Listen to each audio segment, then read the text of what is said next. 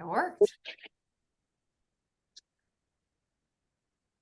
We got peoples. Hello. We are going to mute all. Hello, everybody. Hello. It's great to see you all. I think Jodie's on here. Yeah, Jodie's there. Hey. We're gonna ask everybody to mute, or I'll be muting you as I see you not being muted. Thank you guys all for joining us. You have the absolute pleasure this evening of chatting with Jodie Stimpson, who is a British professional triathlete. Say hi, Jodie. Jodie has been training in the United States for a couple weeks now in preparation to race St. Anthony's at the end of April. And I know a lot of the slappers are going to be out there to race, so you might have an opportunity to watch Jodie race. But I'm going to open the floor to Jodie to introduce herself, give us a little bit of her background so that you guys know why in the world you would even be listening to this wonderful person. Take it away, Jodie. Hey, so first I started triathlon when I was 7, so been in it an awful long time. And I suppose I'm best known for my short course career, which the highlight of my career was winning double gold at the Commonwealth Games in 2014. But yeah, I raced ITU for many years, winning WTS races, and always kind of had a dream of, the Olympic dream that kind of never really happened. I was reserve for 3 Olympic Games, and that kind of, I suppose, pushed me then over to then start my long course career, which I'm currently trying to do. So I've kind of been making that move for the past couple of years. I did struggle just because I've been in ITU for such a long time, and the short course racing is just so different from the long course. So I have kind of struggled to get over, but I think things are finally clicking into place now. So yeah, I look forward to kind of what that has to come in the next chapter of my triathlon career. So awesome, Jodie. I was fortunate to cross paths racing with Jodie. Jodie's a bit younger than I am, so I was nearing the end of my ITU career, and Jodie was a little up and comer. I think we towed a couple start lines together. We've done the math to figure that out and looked at the races. But I think it's fantastic to hear about, and we're going to hear about some of the ups and downs that Jodie has been through, and how she has not only physically done the training to get her to those wins and the top of the podium and everything, but what she's done and changed mentally along the way. So Jodie, let's start with sort of the younger years. Like as you came into triathlon, and I know you started when you were a kid, about 7 years old. And as you went through your youth years, when did you decide or figure out or be told that you were probably gonna start taking this up to a serious level in your life? Well, as I said, I started so young, and I always kind of loved doing triathlon. My dad took me to my first one when I was 7, and the first memories of it is that I crossed the line and I won, but then I saw my dad was at the finish line, and I got this medal and my name was in the paper, and it was all cool.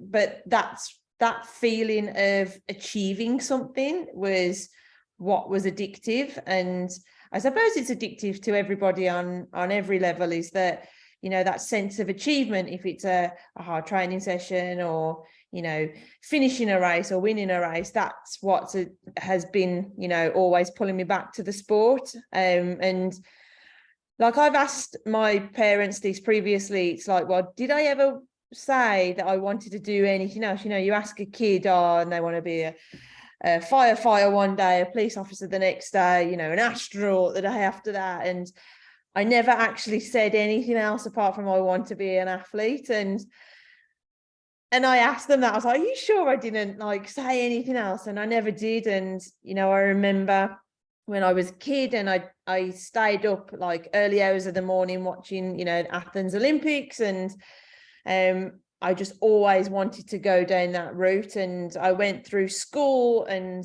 I suppose I really started to take the sport seriously when I was around 15.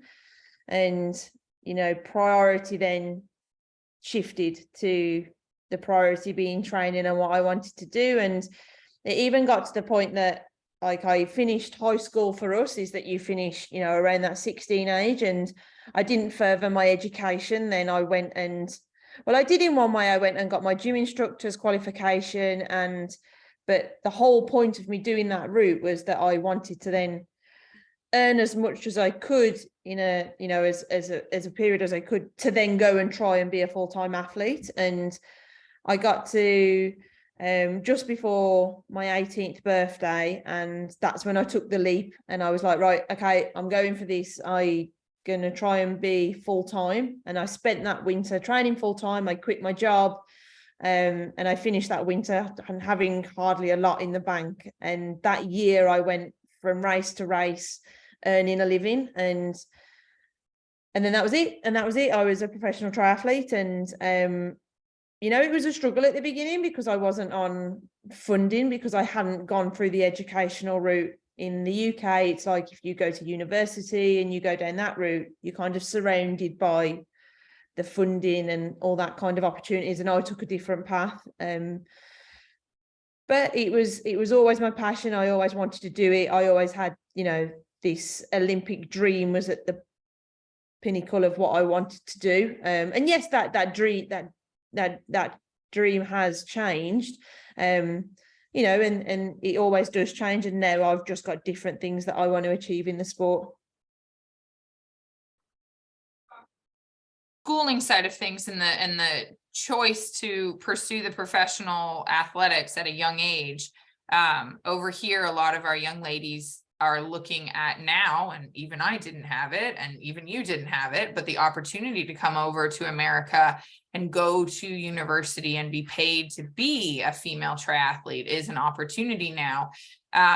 What do you think, and I want to take this time, since we're talking about you as a kid and your younger years, to address that, because we do have this awesome high performance team that Jodie has been amazing and has come out and trained with some of our high performance athletes and worked with them. What do you think was one or two or anything of the key things that now you're in your mid-30s, you started at 7? What do you attribute, you know, the longevity to? Because, you know, a typical athlete in a sport at 7, 10, 14, we're not going to find them in their 30s doing that same sport. So what do you think was something that we can tell our 14-year-olds right now to do or think about or focus on that's going to allow them to do that for a long time? I think ultimately I love what I do. I think I enjoy what I do. I enjoy challenging myself. Like early on, it was when I was, you know, triathlon was a small sport. It wasn't like, you know, it wasn't grown how it is now. And I do remember it was fun. Like my triathlon group was basically me, my uncle and my cousin. Like that was the limit of our triathlon group. And I remember kind of, you know, I'd swim in the pool, and then me and my cousin would, you know, go ride around the block, and then we'd, you know, run around the block, and, you know, I'd go on bike rides with my uncle. But I always remember it being fun. There was never like it. I always wanted to do well in the races, but it was fun training for the races. And yeah, and I think that me enjoying it has just continued. And I think when the day comes, and I can't see this happening because I love the sport and I love what I do, but I always said that, you know, if I don't enjoy what I'm doing, this sport is too hard to do that, and I need to go and find something else that I love. Like, so ultimately it's the passion that I have for doing it. And always, you know, trying to set goals for myself. And that might be that, you know, making a team, or, you know, doing well in a race. And there was kind of all these goals, but loving the process at the same time.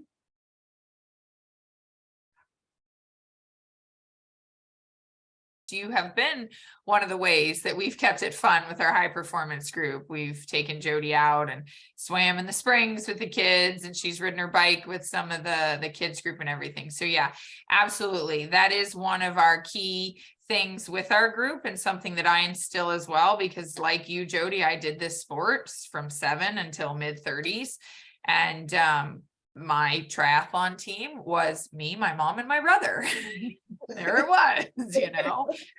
So yeah, you know, making it fun, making it a family affair, involving the people around you and having them involved, and not and that's where I think we really focus on this as the Slappers, is making it sort of a group and a family thing, so that even when it's hard for you to get up in the morning, you know that there's other people showing up to a session, and that's sort of helping you with that family, and you're not feeling like everybody that's in your friend group and family group thinks that you're a weirdo because you're doing this kind of stuff, but you're surrounded by other people that are also doing the same kind of thing. And it becomes sort of a lifestyle thing. So very cool. So let's talk about nearing the end of your childhood years, and you made that shift, and at 18 you committed to it, and you dove into it.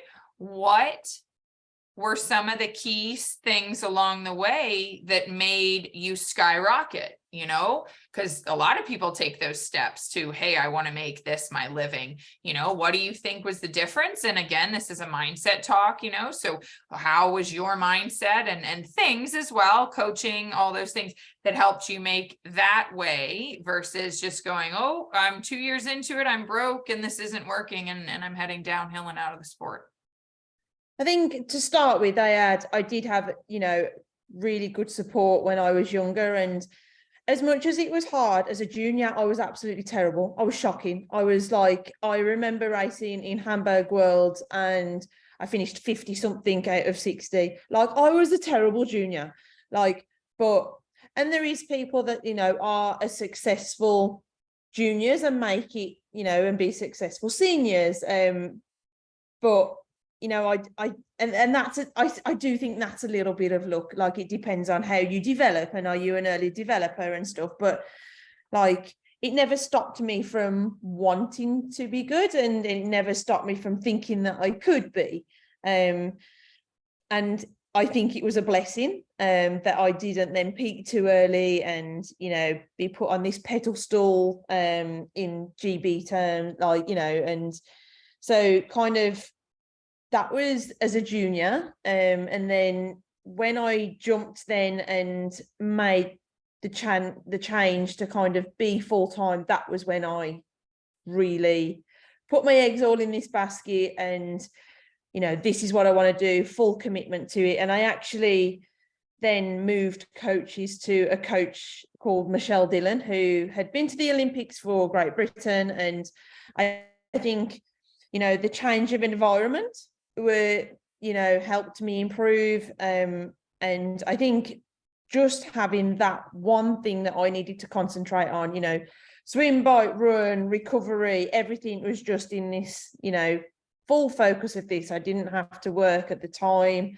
And there was a bit of an added pressure of like, okay, I've got to, you know, I've got one chance at this. Like, I don't come from money, my family. So it was like, if I don't make a living out of this, then I need to go and get a job again. Like, and there was that pressure of like, when I got back from Australia, having that winter in Australia, I literally didn't have money in my bank. So if I didn't perform at those races, we had a series called the British Super Series. And I think there was probably about 4 races in the year, and to win that race you got £1,500, and so that year I won all of them. And at the end of the year you got a bonus of £3,000. So yeah, it was a small amount, but that was enough for me to, you know, get to the next race and get to the next race. And then it just started to progress from there. But that's when I kind of made the first leap in my career. There was different ones. So it was like I made that first leap then, but then I did plateau just before 2012, which is why I was a reserve for then. And then I kind of I'd say that went on to my next chapter, really going into the sport. But I wasn't unsuccessful in that because I'd obviously was successful in British, but I also kind of started to creep into making things happen into the under 23 bracket. But I needed to change coach again to make it into the seniors. What are some of the biggest, and I feel like, you know, every coach that we have along our journey, from the youth coaches to the, you know, middle coaches to the end coaches, the goal is that hopefully we pick something up from them. So Michelle Dillon, again, I raced her, you know, she's got a good track record with some athletes along the way. What's something that you picked up from Michelle? I think the main thing when I picked up from Michelle is that my original coach was very, he didn't want to burn me out too quickly. So, you know, he was very cautious, and you know what? It was perfect of what he did. He was very protective. I was young, you know, going into triathlon, and then moving on to Michelle, it was totally different. It was all about top end speed, technical ability, because we raced crits and you got chucked into these, you know, crit races I was racing like Liz Blatchford, who, you know, I was like, oh my God, there's Liz Blatchford, like, and there's Emma Moffat on the same, and there's Emma Snowsell, and I'm doing a crit race with them. And it was just all really exciting, but pushed you to your limit. So I'd gone from being quite protected and like not pushed too much of, you know, I was developing, to then going, okay, I'm just before 18 now, and now I'm top end. So it was this massive, it was a total different stimulation for my body that then helped me to make these massive improvements.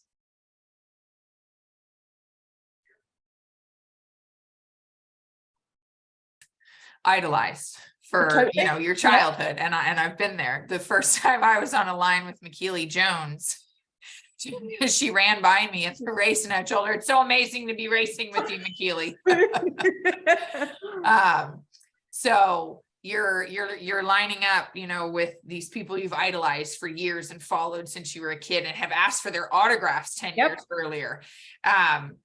What's that like mentally, and how did you process it? You know, what's a positive? And let's talk about it in our slappers mentality. I mean, they're stepping up to a bigger race, or they've qualified for worlds and they're going to something they've never been at, or they're doing, you know, a race that's at a higher level than they've usually been at. You're at a higher level than you ever were at that point in time. What are you processing in order to line up against this higher end that you're used to? I think a really good example of this is the first time that London had a WTS race, and I was still coached by Michelle at the time, and you know, this field was absolutely packed. You had Lisa Norden, you had Emma Moffat, you had Nicola Spirig, Helen Jenkins, like you had the best in the world at the time. And I was lined up to him. I think it was like my second WTS race. And I was in, you know, you have, you know, check-in and all that kind of stuff. And I'm like looking around going, holy moly, oh God, like, and I'm literally just starstruck of like looking at these athletes thinking, first of all, it was like, I'm here. Like, I've actually made it to this level. I'm good enough to be in this race. In one way, I was thinking, I'm good enough to be in this race. And then thinking, oh my God, I'm in this race with them. So there was like two separate parts of me. There's like this competitive side that's like, I've made it. I'm here. Like, and then this other side's like, oh my God, I'm going to poo my pants. I'm here. Like, literally, like, so I was super nervous, but then the confident side. Well, kind of, because I dived in, I think, I do think I got a little bit overwhelmed, or my ability just wasn't there yet. So I was further back in the swim. So, and then got onto the bike, and it was just like, I was a little bit of a passenger. But But then it all came together, and I remember then going into transition. And this was an Olympic distance race, and I won the first 3 kilometers of the run. I was there and I was like running at the front of the field, and I'm like thinking, oh my God, I've got Nicola. Is like this pack of athletes. It's like, I've got Helen, I've got Nicola, I've got Lisa Norden. Nicola Spirik is behind me, and I'm thinking, oh my God, like this is amazing. I'm at London, so family and friends are there. And I hit the 3K mark. I'm like, oh my God, I'm dead. Oh geez, I'd gone out way too fast. Like I'd absolutely spent all my pennies. I ended up finishing, I think I was like 11th. So it wasn't a bad result, like for a second time WTS race. But I just remember being in this moment on the run thinking, I'm in front of the best in the world. And then there was another moment thinking, I've got another 7K to run. You hit the wall, or you know, the semblance of a wall at 3K. Then, you know, in my case, in a lot of people's cases, some negative thoughts would start creeping in. But finishing 11th in a WTS is a phenomenal result, you know. Do you remember any mental things, or do you have any mental mantras that you pick up in those cases when you're in a bad headspace? Could be caused, you know, in a long course when you're down on nutrition, or like this, you went out too fast, you might have made a mistake. What are some things, you know, that you go to mentally? I think definitely as I've learned and as I've matured as an athlete, like these things this is by every race I stick to. It's when I go in, like before a race, my goal for the race is never position led. It's always process led. And so by that I mean I really break my races down, and I do this for every race. I do what I want to do in the swim. So I really go in, I'll go in, don't breathe for the first however many strokes, then get into a rhythm, kick around every buoy, you know the course, going into transition, know where my transition spot is. Like that's by recognizing it by a building or something that's in transition that I can go directly to it. Have a fast, smooth transition, know where the mount line is. On the bike, it's, you know, I'll break that down. Like now it's like it could be wattage based with a bracket. You know, but I know, like, I want to know the course. Then coming in, or I know, you know, I want to drink at certain points of the course. Like I want to drink every 15 minutes. Then coming back in, I know the dismount line, I know where my transition spot is. Be smooth, be fast. And then on the run, it's like, where am I going to take my nutrition? These points that I'll say to myself, am I running tall? Am I strong? Those kind of process goals, like I want to tick off, and then I'll finish. And if I've ticked off those goals, it's a successful race. And if, you know, 7 people have beat me, but I've ticked off this list of goals, well, they're just better on the day, and I can't do anything to control that. Of course, I want to win. Like, you know, I'm not saying I don't want to. I want to win every race that I go into, and, you know, so does a lot of people. But if I've done all that I can do and I've crossed that line going, well, there's literally nothing else I could have done, you've got to be happy with that. You can be slightly frustrated and you can go, well, that's where the standard is. This is what I need to improve on. And of course, there's negative things that, you know, go through your head of, like, you know, if you are literally doing all that you can do and you are still getting beaten, then you're like, and you do think, you have those thoughts of like, oh God, I'm just not good enough, or, you know, but then you've got to think, well, actually, no, I am. Like, these things that I can do to be better. And there's always stuff that you can do to be better. Nobody's perfect. Nobody has a perfect race. Like, there is always stuff that you can improve on.